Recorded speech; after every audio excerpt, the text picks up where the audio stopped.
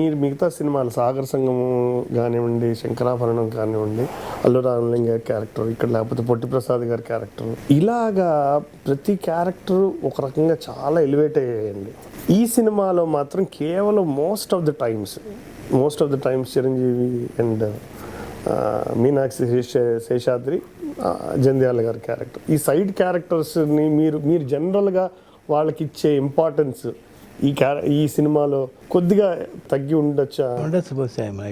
Wanted కావాలని వీళ్ళ ముగ్గురిని ఫోకస్ చేయాలని ఐడియా కాదు. అంటే రాను ఏమైందంటే ఆఫ్టర్ సప్తపది నేను నాకు థింకింగ్లోనే నంబర్ ఆఫ్ క్యారెక్టర్స్ ఎందుకు అనే ఒక ఆలోచన రావటం మొదలుపెట్టింది. ఏం కంట్రిబ్యూట్ చేస్తున్నాయి ఇవి కథకి? కథ కూడా క్లుప్తంగా తీసుకుంటున్నాం, పెద్ద చాట భారతం అంత కథలు తీసుకోవటం వల్ల. సో అందుకని మోస్ట్ ప్రాబబ్లీ ఆ ప్రాసెస్లో నాకు తెలియకుండానే కొంత ఇంపార్టెన్స్ కానీ మిగతాది గుర్తుండిపోయేంత ఇంపార్టెన్స్ ఉండకపోవచ్చు. బ్రహ్మానందం ఉంటే అప్పుడు కూడా ఎసెట్టే పిక్చర్కి, కానీ ఆ క్యారెక్టర్ ఏం చేయాలో తెలియలేదు. అదొక్కటే నేనే ఫీల్ అయ్యాను. అయ్యో ఏమీ లేదే ఎట్లా దీన్ని ఫ్లెష్ దీన్ని కొంచెం ఊపిరిపోయటం అని. మిగతా కూడా వచ్చి ఉండదు చాలా. మాధవా ఏంటండి ఏదో కొమ్ములు పోయాడు, ఏంటో గంతులు? నువ్వు రావటం కొంచెం ఆలస్యం అయితే నువ్వు అన్నదంతా జరిగేది. ఏం జరిగింది ఏమిటి? అవతల మండపేటలో ఎవడో దక్షయజ్ఞం నాటకం వేస్తున్నాడంట. ఈ ప్రొద్దు చూసే ఓపి నాకు లేదు కానీ వేసుకోని నా వాడెవడో సూర్యరావు అంట శివుడు వేషం వేస్తున్నాడంట. శివుడు వేషమా? వాడెవడరా? అదేగా మరి. అసలు నువ్వెవరివి? ఈ జిల్లా శివుడివి నువ్వుండగా ఈ తూగో జిల్లాలో ఇంకొకడు శివుడు వేషం వేయడమా? వాడికి ఎన్ని గుండెలు, ఎన్ని నరాలు, ఎన్ని నాడులు, ఎన్ని డుగుడుగుడుగుడుగుడుగుడుగుడుగులు. అసలు నీ ముందు వాడు ఎంత? జీవ, దోమ, బొద్దంక, డుగుడుగుడుగుడుగుడుగు డుగుడుగుడుగుడుగుడుగుడుగు. అవును. ఏమ్మా అసలు శివుడే మాధవుడే శివుడు కదా? అయితే మనం శశిధరులమై, గంగాధరులమై, త్రిశూలధారులమై రంగ ప్రవేశం చేస్తున్నాం. ఏమిట్రా కళ్ళు కనపట్టలేదు కదా అని చెవులు కూడా వినిపించటం లేదనుకుంటున్నావుట్రా వెర్రి వ్యధమా? చెవు కోసిన మేకలా ఏమిటా అరుపులు? మన మాధవాయ నమః, శివుడాయ నమః, వచ్చేస్తున్నాడాయ నమః, మనం హారతి పాలకదాయ నమః, నువ్వు లేచి నిలబడాలాయ నమః, అర్జుంటాయ నమః, జాగ్రత్త. ఇంకొక అద్భుతమైన పాత్ర గురించి వస్తే జంధ్యాల గారి క్యారెక్టర్, అంటే డైలాగ్ రైటర్గా మీతో ప్రయాణం సాగిస్తున్న ఈ క్యారెక్టర్ ఆయన్ని ఎట్లా అదొక కథ. మళ్ళీ ఇవన్నీ కథలే యాక్చువల్గా. ఇప్పుడు పూర్ణోదయ ఆఫీసు కూడా అదే మహాలింగపురంలో ఉంటే 4 ఇళ్ళు అవతల అతని ఇల్లు ఉండేది. ఇక్కడ ఆఫీసులో రోజు కలుస్తూ ఉండేవాళ్ళం, డిస్కస్ చేస్తున్నాం, ఈ కథ గురించి అంతా అయిపోతుంది. ఉన్నట్టుండి ఓ రోజున నాకు లెటర్ పంపించాడు ఈ పక్క వీధిలోంచి పూర్ణోదయ ఆఫీస్కి వీళ్ళ ద్వారా. నేను డైరెక్ట్గా చెప్పలేకపోతున్నాను, అదే రాజుగారు ఆ వేషం నాకు వెయ్యాలని ఉంది, అందుకని నేను నా లోపల కోరిక తెలియపరుస్తున్నాను అని లెటర్ ద్వారా. ఒక పక్క డైలాగులు రాసి నేను ఐ సెడ్ ఎంతకంటే ఏం కావాలి, బాగా చేద్దాం చేసుకుందాం. నేను అలా ఆలోచించాలా, ఒక క్షత్రియుడు అనగానే ఓ పెద్ద విగ్రహం ఉండాలి, 6 అడుగులు ఉండాలి, చాలా విగ్రహం, అలా ఆలోచించాలి. అసలు నాకు బాగా నచ్చింది, అసలు ఆ అప్రోచే నచ్చింది నాకు. అంత హంబుల్గా, అంత రైటర్ అయ్యండి ఓ రోజున అడగచ్చు, నన్నే డైరెక్ట్గా అడగచ్చు. అలా జరిగింది అది. He did very well. మరీ ఎక్కడికి వచ్చి సత్యనారాయణ క్యారెక్టర్ దగ్గరికి వచ్చి వాడు, మా ఆవిడ కూడా, మా ఈ ముంచుకున్న అమ్మాయి కూడా రాసింది, మీ పుస్తకాలతో పాటు ఇది కూడా జతపరిచి వేశారు. మాది కవికులం అంటాడు, వాలరసాల నవపల్లవ కోమల, అదే చెప్తూ కనీసం చేద్దస్తూరితో 10 కాపీలైనా ఎక్కాల పుస్తకంలో అయినా పెట్టి అమ్ముకుంటా కానీ మీ మేధో పని చేయను అంటాడు. తమ రాసిన 20-25 పుస్తకాలు ఆయుత్తులవేనా ఆకాశులవి, నేల మీద వాళ్ళకి ఎవరికి అర్థం కాకుండా. అయినా ప్రస్తుతం జనానికి కావాల్సింది బూతులు గాని నీతులు కాదయ్యా. అమ్మాయిని అంగాంగం వర్ణిస్తూ రాయింది ఎగబడి కొంటారు, అంతేగాని ఆమెని కోయిలని వర్ణిస్తూ రాస్తే ఎవరికి అర్థమవుతుంది, ఎవరు కొంటారు? అదిగో కోపం వచ్చేస్తుంది. ఈ ముక్కు మీద కోపం లేనయ్యా, నువ్వు ఉన్న ఉద్యోగం పోగొట్టుకున్నావు. అదేగాని ఉంటే నెలకింత జీతం డబ్బులు వచ్చేవి, మొహం ఇలా దీనంగా పెట్టుకు తిరిగి చెప్పరు తప్ప. మీరు రమ్మని కబురు పెట్టారని వచ్చానే కానీ నీతులు చెప్పించుకోవడానికి రాలేదు అంటారు. నిజమే, మీకు చెప్పేంతట వాడినా నేను. చూడండి రాజుగారు, మీ పుస్తకాలన్నీ అచ్చొత్తించడానికి అయ్యే యావత్ ఖర్చు నేను పెడతాను. దానికి ప్రతిఫలంగా వీటి మీద నాది పెద్ద కలర్ ఫోటో అచ్చు వేయించి వీటి దాకా అంకితం ఇవ్వాలి. ఆగండి మరి. అలా చేశారనుకోండి, వీటిని గ్రంథాలయాలన్నీ కొనే ఏర్పాటు నేను చేస్తాను. ఏమిటి ఆ. నా నవల విషయం చెప్పండి. దానికి వస్తున్నానుండు. ఏమీ లేదు రాజు గారు, మా వాళ్ళు భూతు భాగవతం అని ఒక నవల రాశారు. అబ్బో మహారంజుగా ఉందిలేండి. పోండి. దాంతో పాటు వీటినే జతపతి తోసేద్దాం. దాన్ని కావాలనుకునే వాళ్ళు వీటిని కూడా సచ్చినట్టు కొందిరుతారు. ఏమంటారు? ఏమనమంటారు రాయుడు గారు? బూతు కథలతో జతపరిచి అమ్మితేనే తప్ప అమ్ముడు గాని హీనదశగా నా కవిత్వం చేరుకున్నందుకు గర్వపడుతున్నాను అనమంటారా? హాపాత మధురమని మహాకవులు స్తుతించిన సాహిత్యం నానాటికి అశ్లీలమైపోతున్నందుకు ఆనందిస్తున్నాను అనమంటారా? ఏమనమంటారు? అదిగో అదిగో మళ్ళీ కోపం వస్తుంది. వస్తుంది రాయుడు గారు. తల్లిని తిడితే కొడుకు కోపం రాక మానదు. క్షమించండి, నా పుస్తకాలు మీకు అంకితం ఇవ్వలేను. అయితే ఈ జన్మలో మీ పుస్తకాలు వచ్చుకోవు. కాకపోయినా పర్వాలేదు రాయుడు.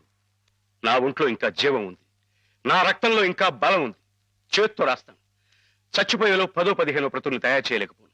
వాటిని బూతు పుస్తకాల మధ్యన కాక పిల్లలు చదువుకునే ఎక్కాల పుస్తకాలతో జత చేసి పంచిపెడతాను. అక్షరమైన అక్షరం అమ్మ స్వరూపం భావించే ఉదాత్తుడికి ఉచితంగా సమర్పించుకుంటాను. ఇదే నీ అక్రమ. అదే నా తుది శ్వాస మాట కూడా. బాలరసాల సాల నవపల్లవ కోమల కావ్యకన్యకన్ కూళలకిచ్చి పడుపు కూడు భుజించుట కంటే సత్కవులు హాలికులేననేమి అని ప్రశ్నించిన పోతన మా కులం వాడయ్యా, కవి కులం వాడు. అది గుర్తుంచుకో. దాని కరెక్ట్గా ఆడియన్స్ రియాక్షన్ కానీ ఏదన్నా కానీ బావమరిది క్యారెక్టర్ లాగా ఉన్నటువంటి అల్లు రామలింగయ్య. మనకి ఏ డౌట్స్ వస్తాయో అవన్నీ ఈ క్యారెక్టర్ చూస్తుంది. ఏమిటి ముక్కు మీద కోపం, ఆయనకి ఇలా చేస్తాడేమిటి, ఇలా ఒప్పేసుకున్నాడు ఏమిటి, కట్నం, ఇవన్నీ చెప్పాలంటే ఆ క్యారెక్టర్ పనికి వస్తుంది. విన్నావటే 50,000 కట్టం కానీ ఒక క్షణం ఆలోచించకుండా ఒప్పేసుకున్నాడు మీ అన్నయ్య గారు. అంతటితో ఆగుతుందా? లాంఛనాలని అవని ఇవని ఇంకా అమాం బాపతు ఇంకో 10,000 దేగుతుంది. కాస్త దేగితే మాత్రం తప్పే ఉందండి. మంచి సంబంధం అనుకున్న తర్వాత ఒరే డబ్బు గురించిన ఆలోచన ఎందుకు బాబు గారు? ఈ ఇంటిని అమ్మేస్తాను. జోకులేస్తున్నారా బాబు గారు? లేదయ్యా, నిజంగానే అమ్మేస్తాను. తాతల నాటి ఆస్తి ఈ ఇంటిని అమ్మేస్తారా? అవును బాబు గారు. నా కుర్రాడు నచ్చాడు, అతని క్రమశిక్షణ నచ్చింది. ఈ రోజు లెక్కల ప్రకారం వాళ్ళు ఏమీ ఆకాశంలో లేరమ్మా. చాలా సబబుగానే అడిగారు. అయినా రేపు మీరు మాత్రం అడగరా? మీరు అడగకపోయినా నా బాధ్యతగా నేను ఇవ్వద్దా చెప్పండి? అంటే సినిమా అనే ఇంత పవర్ఫుల్ మీడియం ద్వారా మీరు అంటే ఆ క్లిష్టమైన భావాలని, తెలుగులో ఉన్న అత్యద్భుతమైన పద సంపదని ప్రిజర్వ్ చేయడం ద్వారా మీరు చాలా, అందుకనే మీకు అంటూ ఒక ఇంత ప్రత్యేకమైన స్థానం ఉందని నా నమ్మకం సార్. బేసికలీ ఆ పాటలు అంతే ఆదరణ పొందాయి. ఇవాళకి ఏదైనా మంచి పాట పాడాలి అని 3 పాటలు తీసుకుంటే కనీసం 2 పాటలు మీ పాటలు ఉంటాయి. ఏ పొట్టిల్లో కూడా ఒక పాటన కనీసం అది ఒక కొలమానంలాగా నిలిచిపోయాయండి. సంగీత పరంగా కానీ, సాహిత్య పరంగా కానీ, నాట్య ప్రదర్శన కానీ, ఈ 3 విభాగాల్లో అది అలా నిలిచిపోయింది. కేవలం సంగీత సాహిత్యాలు నాట్యమే కాకుండా మెగాస్టార్ చిరంజీవి నటించిన సినిమాలో మీరు ఒక ఎమ్మెల్యేని నిలదీసిన విధానంలో ఒక పద్యాన్ని ఉపయోగించుకున్నారు. హనుమత్ దండకం స్టైల్లో ఉంటుంది. మరి నువ్వు వేసుకో ఒకటే. రాముండవా రసిక రాజోత్తముండవా ఉత్తర ప్రజ్ఞల ఉత్తముండా. నేను ఏ పాప ఎరగట్రా బాబు, నిజంగా ఉత్తముణ్ణి.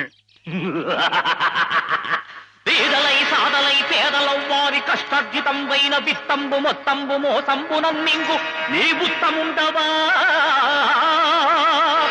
కాదు కాదో దొంగవై నంగివై ఒట్టి మాయావివై గోముఖ వ్యాఘ్రమై తోచు ఈ నీవు చెత్తముండవే. ఓరోరి నీవు చెత్తముండవే, చెత్తముండవే.